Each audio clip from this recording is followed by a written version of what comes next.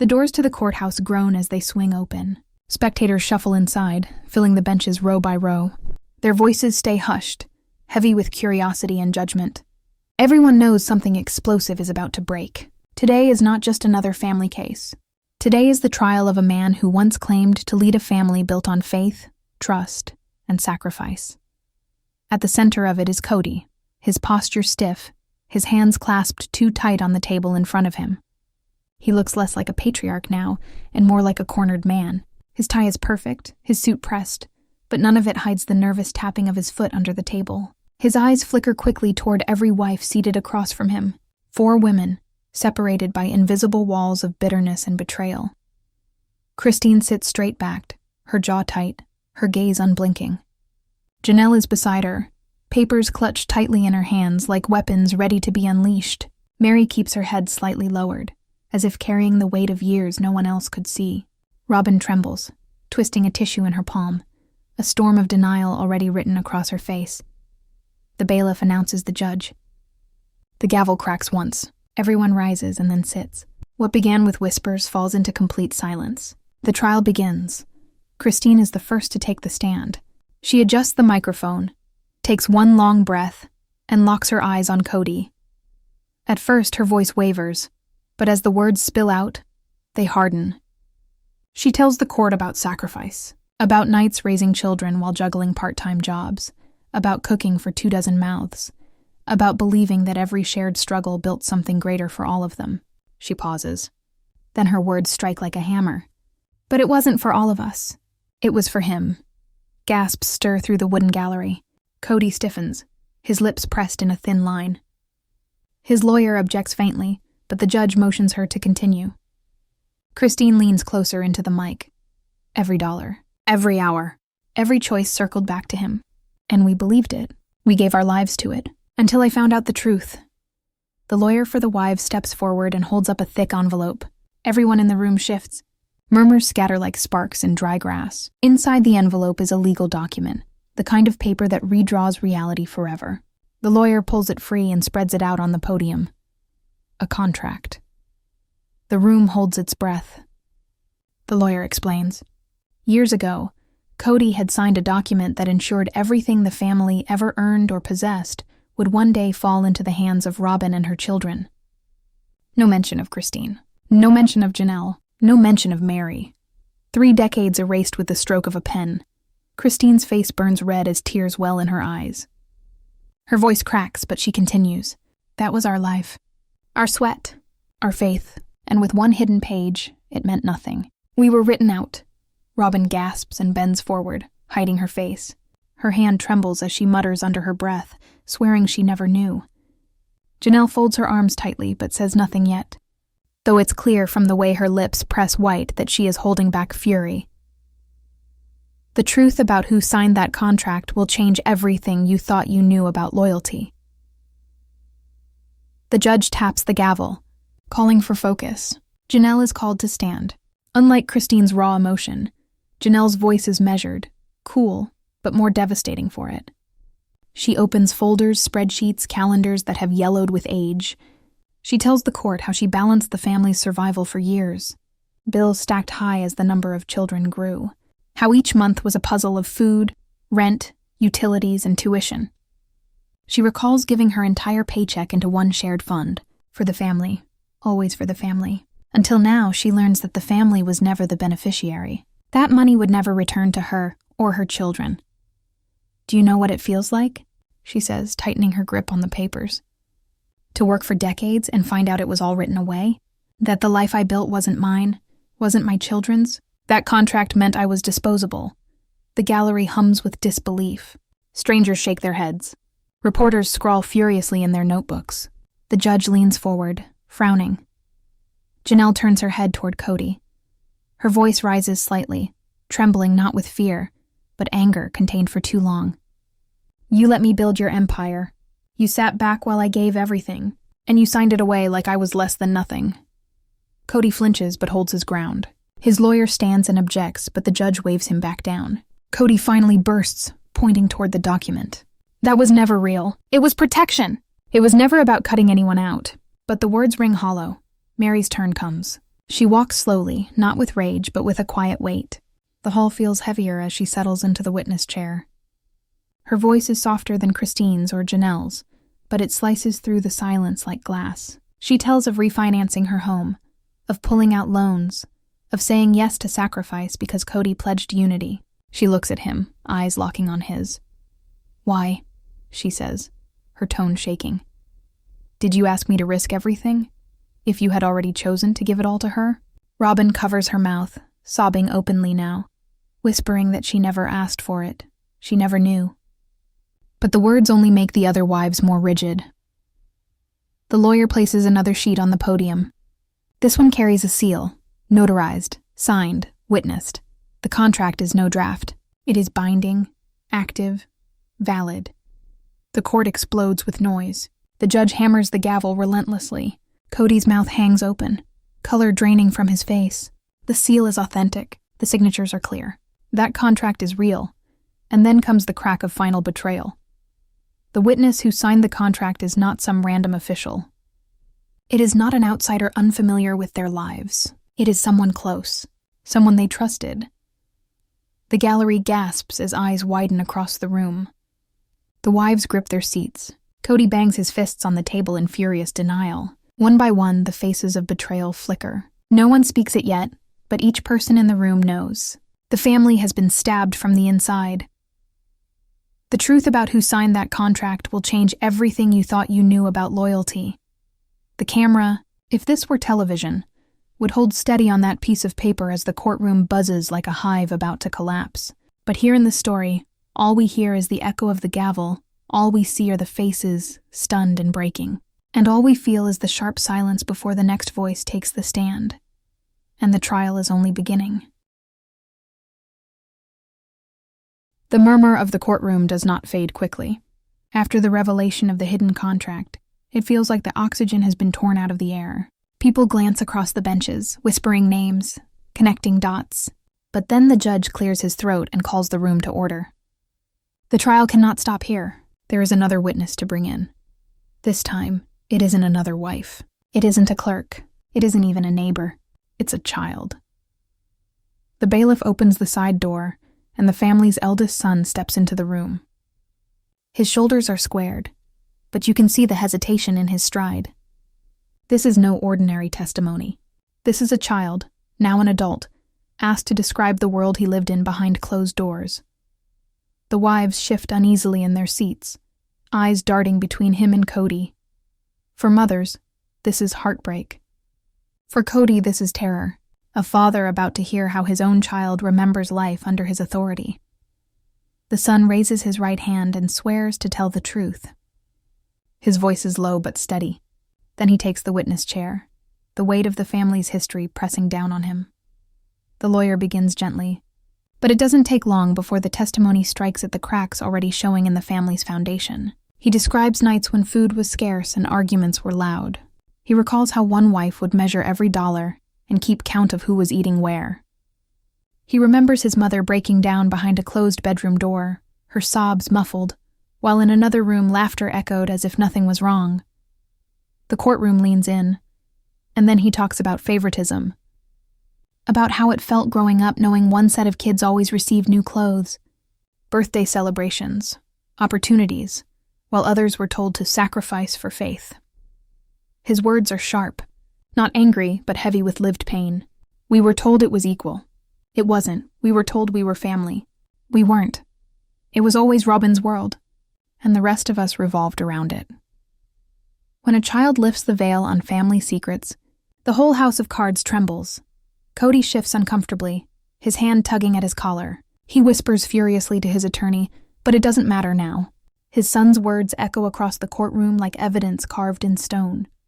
Robyn cries openly, shaking her head, mouthing the words, "That isn't true." But Christine clasps her hands against her chest, as if to shield herself from the moment. Janelle stares fiercely ahead, no blink, no shift, her body perfectly still but electric with silent anger. The judge allows the testimony to continue. More memories spill out. A time when bills went unpaid while money seemed to appear for Robyn's move into a larger home.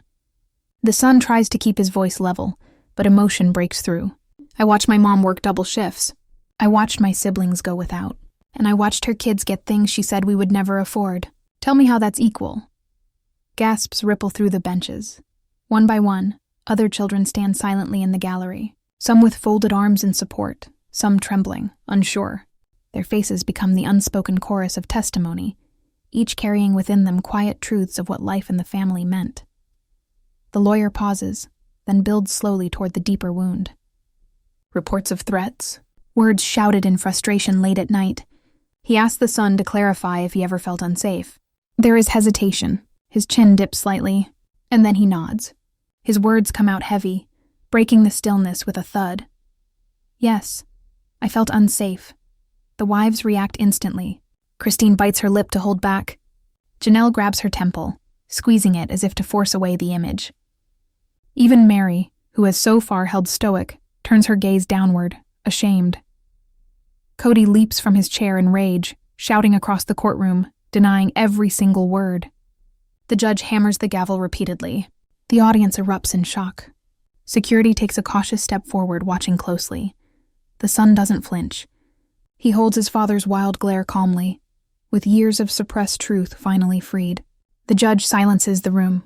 The testimony continues. Next comes a detail no one expected. The lawyer produces a photograph, slid across the desk for the record. At first glance, it's nothing more than a birthday party snapshot. Balloons. A cake. Kids smiling. But the son explains. That day, while his mother's children were told there was not enough money for celebration, another side of the family received a lavish party at the same time, in the same city. Money was not scarce. It was chosen. The courtroom buzzes, murmurs climbing into anger and disbelief. A few spectators shake their heads, muttering audibly. Meri closes her eyes, as if trying to vanish from the trial altogether. Her hands tremble on her lap. Robyn cries harder. Her sobs grow louder, breaking into the silence again and again. Kody collapses back into his chair, his outburst burned away into exhaustion. His eyes glaze with bitterness as he mutters angrily under his breath. The moment a child rewrites the family's story, everyone else begins to question what was true all along. But the session isn't over.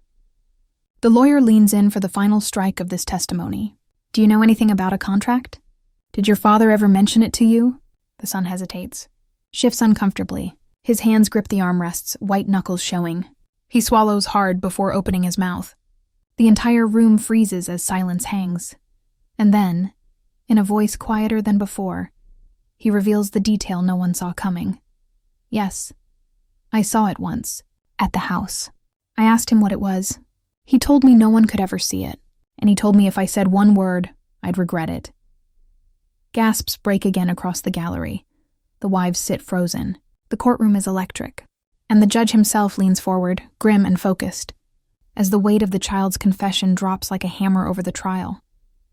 Kody's head jerks up, fury exploding again, but Robyn suddenly stands and screams over him, her voice breaking with pure emotion. "No, that's not true. He would not do that. He wouldn't threaten his own son." But it's too late. The courtroom has heard. The jury has heard. The world outside will hear. The image of a father, protecting his secrets not with love but with threats, changes the case entirely. The session closes on silence, heavy and suffocating, as the son lowers his head and walks back across the room without looking once at his father. Every eye follows him, stunned. Every heart beats tighter, because if the children are lining up against him, how much darker will this story get? The next voice to break the silence won't be a child's. It will be Christine's once more, holding a letter sealed with truth that even she is terrified to read. The courtroom has not recovered from the last testimony. The weight of a child's words still hangs in the air like smoke after a fire. Faces are pale, jaws are tight. The family that once built smiles for living rooms across the country now bleeds truth across the courtroom floor. The bailiff calls the next witness. Christine rises. Her steps echo with the dignity of someone who has prepared herself for war, yet her hands tremble ever so slightly as she clutches an envelope close to her chest. The paper is crumpled from the grip of her palm. Whatever she carries inside could change everything. Christine sits down slowly. She doesn't immediately hand the envelope over. Instead, she looks at the judge, then across at Kody. Her eyes hold his for a moment, full of years of sacrifice mixed with searing betrayal. When she finally speaks, the room feels her pain shake through every word. "I debated for months," she admits softly, her voice low into the microphone. "Whether to bring this, whether to show anyone. He gave it to me years ago. He thought I threw it away, but I couldn't. Not after everything we gave him. I kept it." The courtroom stills. The lawyer steps forward and gently receives the envelope. He peels it open slowly, pulling out folded pages that seem heavier than stone. He asks Christine if she wants to read it aloud. Her shoulders shake, but she nods. The words fall like knives the moment they leave her lips. "Robyn is the only true wife. The others will fade. This is the path I choose," gasps. The benches erupt with noise again. The gavel pounds over and over, demanding silence. Robyn breaks into shaking sobs, her whole body folding as if collapsing under the weight of being named. Janelle's eyes fill with fury she cannot contain. Meri sits frozen, lips parted slightly, tears filling but refusing to fall. Christine's voice falters. She grips the letter, hands trembling harder now. She closes her eyes once, then shakes her head. "There's more. But I... She stops, biting back tears. The lawyer urges her gently. The judge looks impatient. The gallery leans forward, desperate. She steadies herself. Her lips move, but no words come. She has to force them out. There's a name. The courtroom bristles instantly, like a crackle of thunder before a storm. Kody slams his hands down, standing up halfway. "Stop this. That letter doesn't mean anything. It's my private feelings. It was never meant for court."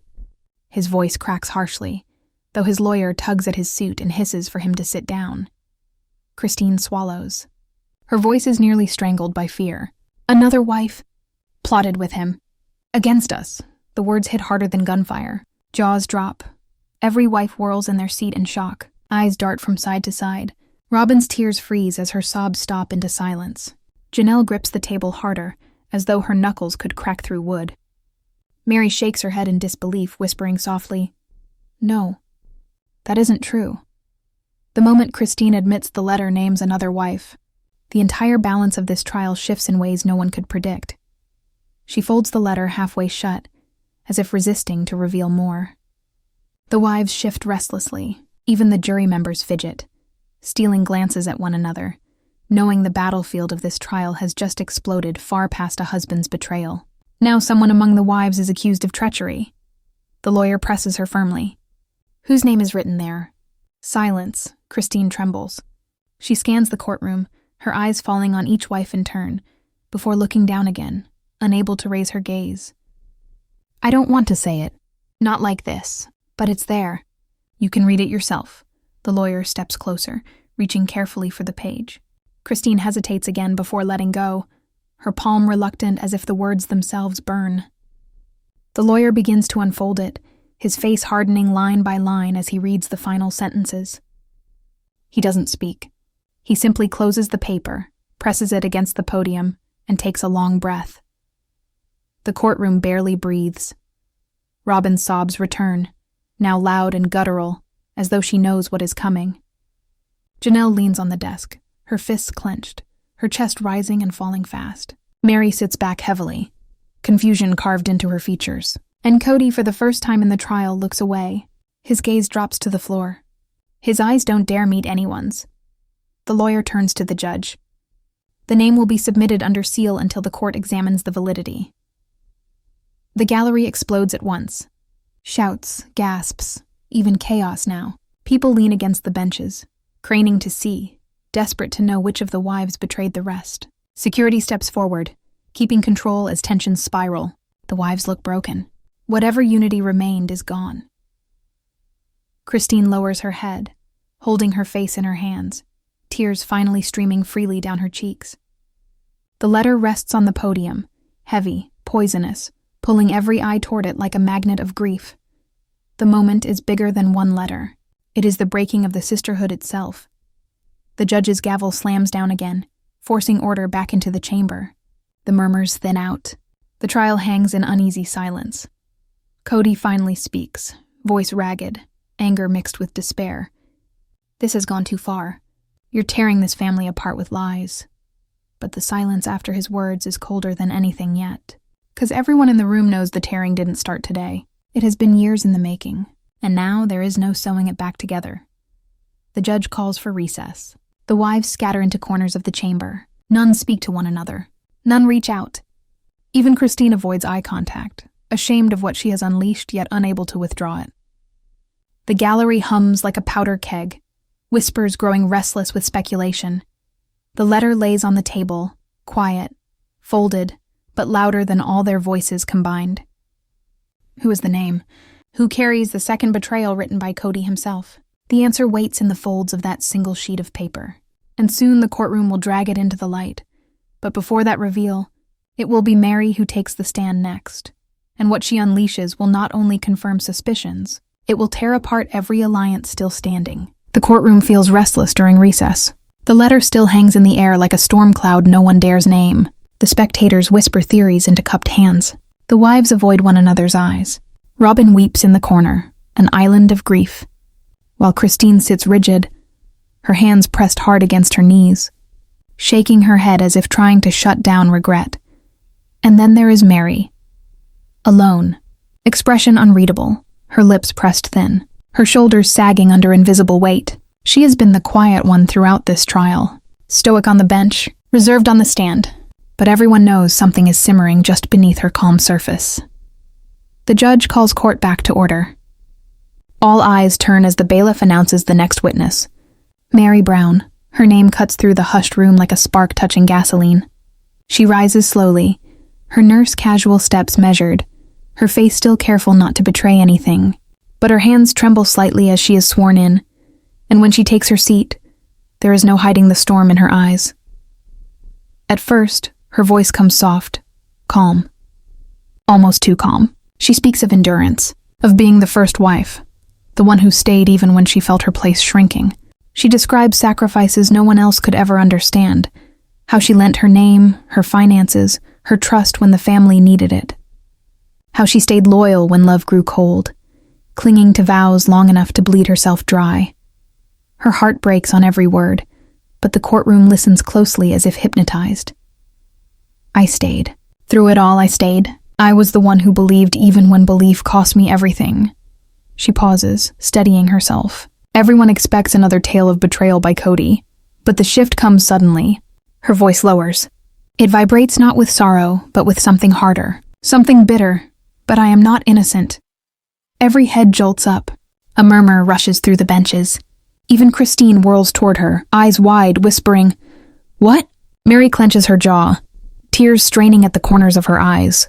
Years ago, when money was tight, when the family was sinking, I made choices no one knew about. I met with her. With Robyn. The room freezes. Robyn's sobs stop mid-breath, her eyes darting upward, terror flooding her face. Christine's expression hardens instantly. Janelle stiffens like iron, and Kody rubs his temples furiously. Yes, Meri continues, stronger now, her voice shaking with the adrenaline of confession. We spoke in secret. I gave her money. I gave her information. We both agreed. She was the future of this family, not us. And I went along because I thought it would keep me close to him. Closer than anyone else. The gallery explodes. Gasps and disbelief crash like waves. The gavel pounds, but it barely cuts through the chorus of voices crying out in shock. Christine looks stricken, betrayed on a level deeper than words. Janelle slams her hands onto the table, her fury so raw she has to be restrained by her lawyer. Robyn keeps crying, her voice breaking as she screams, "That's not true. You're twisting it." But her protests only make the moment heavier. Sometimes the deepest cut comes not from the one you expect, but from the one standing right beside you. Meri shakes her head, her tears finally spilling. Her voice snaps between guilt and self-defense. I thought I was protecting what I had left. I thought maybe if I sided with her, he would notice me again. Kody looked right through me for years, and all I wanted was anything. So yes, I betrayed all of you. I sat in those meetings. I agreed to the plan. Her words hang unresolved, dangling like a blade. Christine buries her face in her hands, shoulders shaking not just with grief but with rage. You? She hisses through clenched teeth. You were the one who stabbed us in the back. Meri tries to nod, but her face twists with the agony of her own guilt. I did. I thought it was survival. But now I see what it cost. Robyn leaps to her feet, shouting uncontrollably. That's a lie. You begged me. You begged me to keep him happy. You begged to stay included. Her voice is shrill now, sharpened by panic. She looks wildly across the courtroom, searching for anyone to believe her. The judge pounds the gavel, but his voice drowns beneath the cries. Janelle rises, her voice slicing through the noise. So this whole time we were fighting him. But it wasn't just him. It was you both. Meri breaks down sobbing. Her entire body folds into the chair, her face covered by her hands. She doesn't deny it anymore. She cannot. The damage is complete. The wives, once bound by the title of sister, now glare across an irreparable chasm. Christine stares daggers into Meri. Janelle refuses to even look at her. Robyn trembles. And Kody? He leans back, arms crossed, seizing the chaos for his own defense. His cracked voice pushes through. You see? You point fingers at me, but you were tearing each other apart the whole time. The wives erupt again, shouting over him, their fury only fueling his smug defiance. The courtroom devolves into noise once more until the judge roars for silence, the sound ripping the air raw. The session closes on a haunting image, Meri sitting completely collapsed, broken by her own confession. Christine and Janelle with faces twisted not only by betrayal of a husband, but by betrayal of one of their own. Robyn trembling, unsure if her last shield has saved her or damned her. And Kody, his eyes glinting with misplaced satisfaction, convinced the chaos will save him. The trial has now turned on itself, no longer husband against wives, but wife against wife, and the courtroom looms over them, waiting to expose the next shocking fracture. The gavel finally slams the noise down, but the courtroom still buzzes like a live wire. The air tastes metallic, heavy with the bitterness of broken vows. Everyone shifts uncomfortably in their seats, some scribbling furious notes, others staring wide-eyed at the women who once called each other sisters. The judge exhales deeply, his jaw tight. He leans forward, scanning the courtroom as though trying to piece together the wreckage in front of him. But for judges, the truth doesn't wait on family reconciliation. Court pushes forward. Evidence must speak, and then, almost on cue, the bailiff steps forward with a sealed manila folder. He places it on the judge's desk with unusual urgency. The clerk whispers into the judge's ear, and for the first time in this trial, the judge himself looks rattled. He opens the envelope carefully, scans the first page, then immediately reads again, slower, as if he can hardly believe the words. Murmurs ripple across the room. Kody shifts uneasily, trying to gauge the judge's expression. Robyn dabs her eyes nervously with a tissue. Christine and Janelle lock their stares on the bench, refusing to blink. Meri sits slumped in shame, not daring to hope her confession has been forgotten. Finally, the judge clears his throat, his voice hard and deliberate. Submitted to this court anonymously is new financial evidence. This will now be marked as Exhibit 14. A rustle sweeps the gallery. Anonymous evidence? No one expected that. The judge hands the folder to the lawyers. They fan through the documents, their faces shifting from skepticism to shock to stone-faced silence. The lawyer for the wives rises. His voice trembles, not from fear but from disbelief. He holds up the papers. These documents show financial accounts tied directly to Robyn Brown. Accounts that were not disclosed. Accounts that are connected to money moved from the larger family fund. The room explodes. Spectators shout. The air is thick with gasps. The gavel hammers repeatedly, but the noise takes long seconds to fade. Christine slams her hand to her chest, moaning in rage. Janelle leans forward, her voice low but venomous. I knew it. I knew it. Meri, even in her wreckage, stares at Robyn wide-eyed, as though realizing the deal she once made may have been built on a hollow promise. Robyn clutches her tissue, her face awash with disbelief and panic. No, I don't know what that is. That's not mine. That's not mine, she screams, her voice tearing through the air. Kody leaps up, his voice booming now, desperation spilling out. Someone planted this. It's fake. They're targeting us. They've been targeting us for years. The moment anonymous evidence enters the courtroom, the game changes from who betrayed who to who will survive the fallout. The lawyer pounds forward relentlessly. These accounts show thousands moved quietly, at a time when tuition went unpaid, at a time when families begged for money that mysteriously never appeared. His words slice every syllable through the courtroom until even the jury looks unsettled. Robyn is sobbing openly, nearly collapsing against the table. Kody wraps an arm around her, not his usual arrogance, but raw panic. She didn't know, he begs the court. She didn't touch any of this. Someone else made it look like her. But the evidence sits heavy in black and white. Bank names, account numbers, withdrawals spread across pages like a confession signed in ink. Christine rises suddenly, pointing across the room, fury overtaking her self-control. While my kids went cold in the winter, while Janelle sold her things just to keep food on the table. Her voice cracks, then grows shrill with fire. And now I'm supposed to believe none of this is true? Another gavel slam. Another demand for order. The courtroom is nearly boiling over, but the judge hasn't finished. He flips the last pages, then looks across at both legal teams, his frown darkening. One more note. Attached to this file, unsigned, is a single sheet containing one statement. She was never innocent. The gallery gasps once more. Nobody knows who she is. Is it Robyn? Meri? Christine? Someone else entirely? The ambiguity cuts deeper than clarity. The judge's words drop into the silence like a rock sinking into still water. The ripples strain every stare in the room. Sometimes what is anonymous carries more destructive weight than any confession ever could. The wives sit shattered, unable to trust one another. Robyn clutches her chest, sobbing, shaking her head so violently she looks ready to collapse. Janelle sits rigid like a soldier at war. Christine burns with rage. Meri stares blankly into her own hands, as if wondering what her role has unleashed. And Kody? He looks like a man torn between fury and fear, his shoulders rising and falling with ragged breaths. His survival is hanging by threads, and now the threads look too fragile to hold. The judge calls for an overnight recess. Nearly everyone in the room is shouting as the gavel slams again and again. Lawyers scramble to secure documents. Security ushers the crowd toward the doors, but those pages linger, seared into the minds of all who saw them.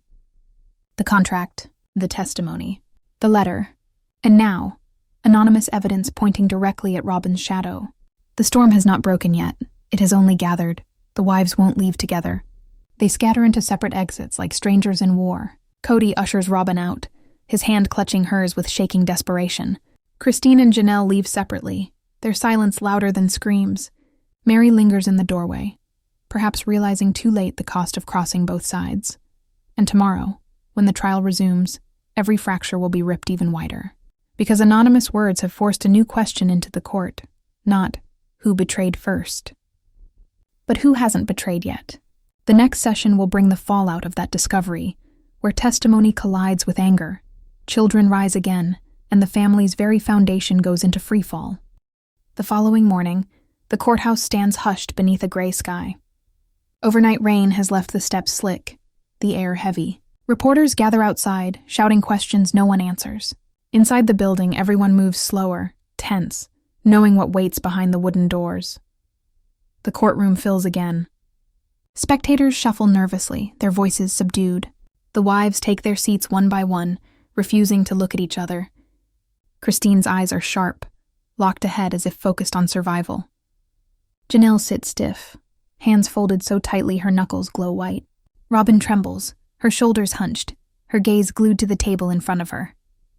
And Meri looks pale, gaze sunken, her confession from the day before still weighing heavily on her face. Kody enters last. His jaw is clenched, his hair perfectly combed, but his eyes are bloodshot, his expression more desperate than commanding. He sits beside Robyn, leaning close, whispering more to himself than to her. The judge calls everyone to rise, then brings order. The gavel falls, ushering in the morning session. The lawyers begin quickly. They reintroduce the anonymous financial evidence, placing thick pages back onto the podium where all eyes fall again. The weight of those numbers, those secret accounts, fills the courtroom like a heavy fog. And although Robyn shakes her head frantically in denial, Christine slams her hand flat on the desk, breaking the silence. How many lies? How many times were we fooled while she lived better than the rest of us? Robyn breaks, tears spilling as she shrieks. "I didn't do that! I didn't! You know me, you know I wouldn't." The judge demands silence, but the tension is wildfire. Janelle's voice explodes next, louder, harder, once calm but now pure fire. We believed every excuse. Every time she had something new while we told our kids there was no money. Every moment we pulled from nothing while someone was taking everything. The jury sits unsettled, visibly shifting with discomfort. Some scribbling rapidly, others staring at Robyn in disbelief. Kody leaps up, pounding the table, pointing his finger across the room. "This is not her fault," his voice roars. "She never touched those accounts. I handled them. I controlled them. If you want to blame anyone, blame me." Gasps break across the room. Was that a confession? Or desperation? The lawyer seizes on it instantly. "So you admit handling those accounts?" Kody stutters, his fury cracking into faltering words. I moved money, yes, but it was for safety. To keep the family secure. To make sure—" Christine cuts him off, her voice raw, spitting with venom. "Family? You erased our names. You called us wives while planning our extinction. Don't stand there and lecture us about family when you signed us away." The courtroom ignites again, the judge's gavel pounding until the wood cracks sharply. He shouts for order, his patience wearing thin. The longer this trial goes on, the thinner the line between testimony and emotional eruption becomes. Soon there may be no line at all. The lawyer then calls the next witness, another child, this time one of the daughters. She takes the stand hesitantly, eyes low, barely able to meet anyone's gaze. Her voice is small but steady at first. She describes growing up torn between loyalty and resentment, between believing her father's words and watching her mother's weariness. She recounts the endless comparisons. "We loved equally," whispered at night, while certain siblings left school with new clothes and others patched holes in their sleeves. She pauses through tears, then reveals something darker. Late one night, when she crept out of bed, she overheard her father speaking with Robyn. She swears she heard phrases about documents, about leaving the past behind, about the other wives needing to let go quietly. It haunted her. She kept the secret for years. Until today, the courtroom nearly riots. Robyn sobs uncontrollably, shaking her head, insisting through broken cries. "That never happened. She's making it up. She's lying, she's lying." Christine folds in half, covering her face, as if the confirmation of the letter's message has shattered even the fragile closure she hoped for. Janelle presses her palm flat to her forehead, her rage swallowing her silence. Meri cannot stop trembling. The lawyer leans forward, voice steady, sharp. "Did you understand what the conversation meant?" The daughter's voice cracks. "Yes, it meant my mom was never supposed to matter. It meant only she would stay." Every sound leaves the room. Only boots scuffing faintly on wooden floorboards echo. Robyn screams again, but it's empty now, lost even on the jury who stare grim. Kody's eyes drop low, shadowed in shame and fury all at once. He looks as though he wants to disappear. When the children speak, there is no paper, no lawyer, no excuse strong enough to erase it. Their voices rewrite the truth forever. The judge leans back in his chair, exhausted. He calls the lawyers to approach. Quiet words are exchanged, but the wives lean in, straining to hear. Only fragments escape the low voices. Perjury, fraud, obstruction. The weight of those words twists the room tighter. Charges that go beyond betrayal, charges that could ruin beyond family, into law. The judge clears his throat again, laying his palms flat as the gavel rests beneath his fingertips. This testimony intensifies the seriousness of this case. By tomorrow, we may open new proceedings beyond this courtroom. For today, we will continue hearing witnesses. The wives sit visibly shaken. The daughter's words left wounds that will not close. Robyn muffles sobs into her sleeve. Christine whispers to herself, "I knew it. I knew it." Janelle glares daggers toward Kody, her chest heaving like a fire breathing oxygen. But Meri sits in silence, her head tilted downward, and she alone seems to realize what the court is inching toward, that these fractures will not just shame them, but consume them entirely. The judge calls the afternoon recess. Spectators whisper frantically as they leave their benches, rumors spinning, connecting names, pointing fingers. The wives scatter again, each drifting into their own isolation, and still on the stand, The daughter stays seated a second longer before rising. She turns her head slightly toward Kody's table, tears streaming, her voice a whisper caught by the microphone. "You were supposed to protect us." The courtroom empties around her words, echoing louder than any gavel strike. What comes next will not be protection. It will be complete exposure, and the courtroom is prepared to rip the final layer away. The gavel cracks again, ushering in the late session. By now, the gallery is packed even tighter than before, standing room only, the kind of public spectacle usually reserved for scandals bigger than families. Heads turn, whispers curl in every corner. Everyone knows this family walked in already broken. But how shattered will they be when they walk out? The wives take their seats. The strain shows on every face. Christine, her jaw locked like iron, her eyes unwavering.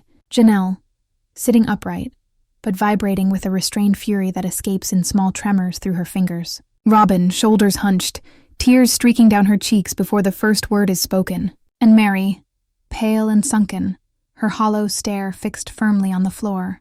She is breaking from the inside out. Kody sits at his table, eyes red, lips tight. His face is a war between rage and fear. He adjusts his tie too many times, then folds his arms, then clenches his fists against the table, restless and cornered. The judge wastes no words. Another witness is called. One of the adult daughters walks in, but this one is different from yesterday's. She does not tremble. She does not lower her head. She walks with spine stiff, chin raised, face burning with fury. She takes her oath quickly and sits with force, the microphone shaking with the hit of the chair beneath her. Her voice comes steady but thunderous. "I am sick of lies. I am sick of pretending. So I will say what no one here wants to admit." The room goes still. She glares first at her father.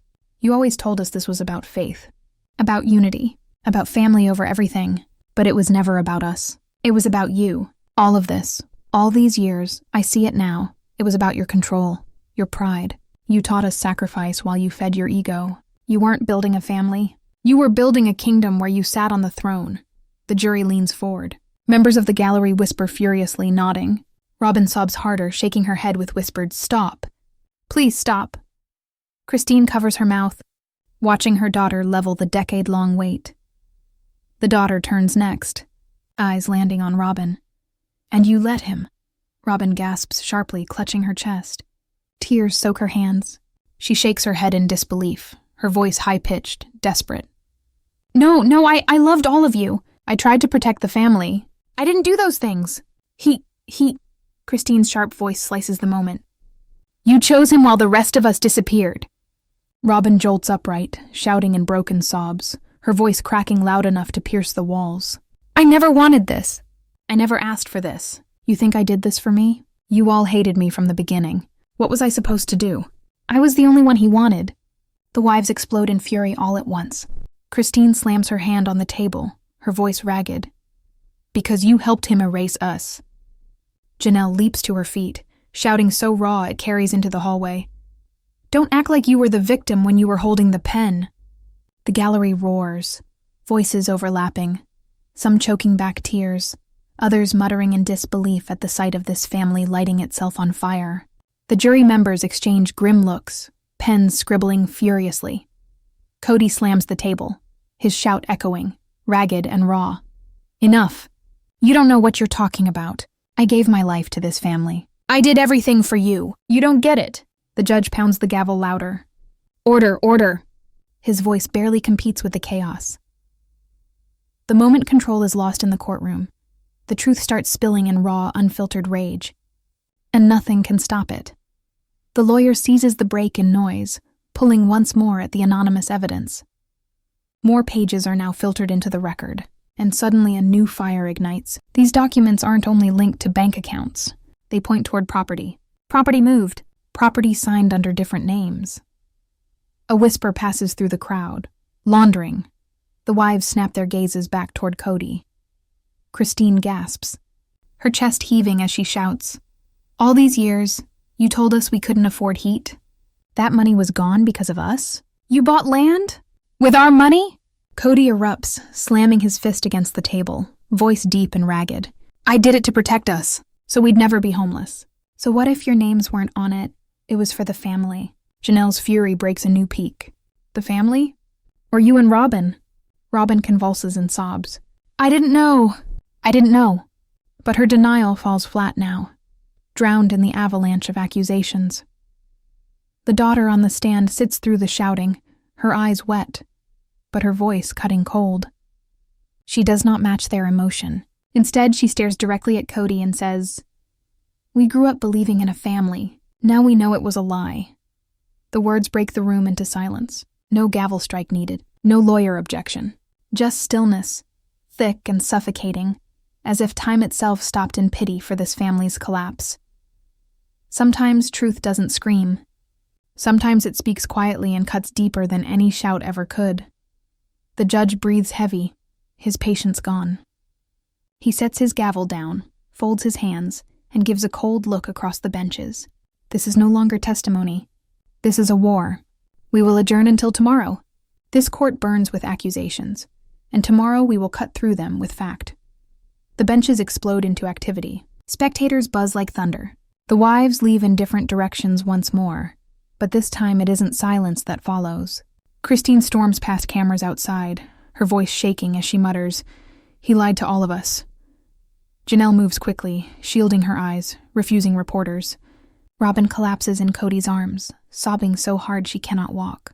Meri lingers in the hallway, frozen, unable to choose which direction to move.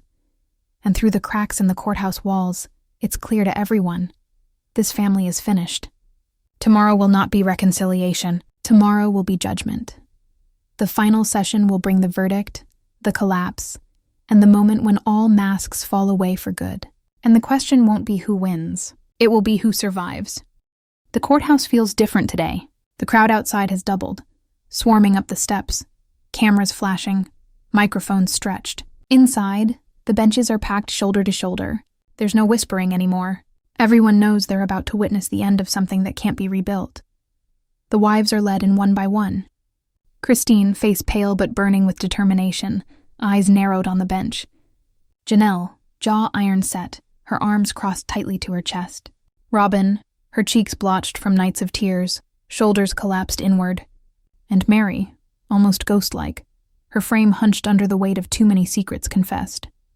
Kody walks in last, but it no longer feels like the stride of a patriarch. His eyes are hollow, his face lined with exhaustion. He sits quietly beside Robyn, not offering the fire he did in earlier days. His fight has thinned into something else. The judge enters, slams the gavel, and silence falls. The lawyers shuffle papers, stacking exhibits high, a tower of ugly truths. Hidden contracts, notarized seals, children's testimony, Christine's letter, Meri's confession, anonymous accounts. The family's entire history sits neatly inside manila folders. The judge's voice is sharper than before. "We have heard enough testimony. We are ready for closing remarks." The wives' lawyer stands first. His words are short, almost surgical, cutting away at pretense. He reminds the court of the erased names, the accounts, the children forced into silence. He describes women who gave decades to a family built on faith, only to learn they were erased from its foundation. His closing words are heavy. This is not only about betrayal, it is about erasure. And no mother, no child, no partner deserves to be written out of their own life story. The spectators stay hushed, soaking every word. Then Kody's attorney rises. He speaks quickly, his tone defensive, clinging to explanations. He describes intentions to protect, fear of outsiders, legal shields. He calls the testimony emotional, distorted with memory. His words land weak, heavy with desperation. Then Kody pushes his chair back. He stands on his own, refusing to let his lawyer finish. His voice cracks but booms louder than anyone expected. "Yes, I moved money, yes. I wrote words I should never have written. But I never stopped loving. I never stopped providing. You think this was easy? To keep a family this big alive? You think any of your lives would have worked without me? I kept us together when no one else could have." His eyes dart to Christine, then Janelle, then Meri. His chest heaves. "And you betrayed me too. Don't sit there and pretend I was alone in this. You all took from me, and none of you gave me back what I deserved." Christine shoots to her feet, shouting across the chamber, her voice ragged. "What you deserved? We gave you everything. You don't erase lives and call that love." The judge slams the gavel, but no one listens. The courtroom is raw. Janelle's voice cuts next. low but fierce. "We're not here to save you anymore. We're here to end this." Final words in courtroom battles are never clean. They are not healing. They are sharp, and they always leave someone bleeding. The judge issues the ruling. His voice is detached, plain, clinical against the chaos. The contract is found valid and binding. But the undisclosed accounts are under review for fraud. The case will not end here. It is escalating. Investigations will broaden. More trials will come. The wives exhale in disbelief. Gasps from the gallery crash like waves. Robyn wails, clutching Kody's arm, sobbing that it cannot be true. Christine and Janelle look at each other for the first time in days. But it is not unity. It is shared devastation. Meri begins to cry openly, tears pouring down her face as though every ounce of restraint has finally cracked. Kody folds into his chair, silent, lips trembling. His eyes do not rise again. The gavel slams one last time, echoing through the courtroom. This court is adjourned. The benches erupt again. Camera flashes pour in. Spectators pour whispers quickly onto their phones. But in the center of the storm, that family sits. Broken. Finished. Each one alone, despite the crowd pressing at their sides. Christine gathers her papers, her breathing sharp. Janelle shoves her chair back, her fury radiating. Robyn pounds her fists helplessly against her lap, crying uncontrollably. Meri can't stop shaking. And Kody stares at nothing. A man who once thought himself immortal inside his own empire, now reduced to dust beneath his own gavel. Sometimes a verdict doesn't close the book. Sometimes it rips it wide open, leaving only ashes and arguments in its place. As they leave through separate doors, the gallery buzzes with one desperate question. How did this family fall so far? Was Kody the architect of his own collapse? Was Robyn complicit or merely caught in the fire? Were Christine, Janelle, and Meri victims, or did their own choices add to the ruin? And now the story is yours to decide. Because when families collapse in public, and every secret lies exposed, a question always remains. Who do you believe? Who do you defend?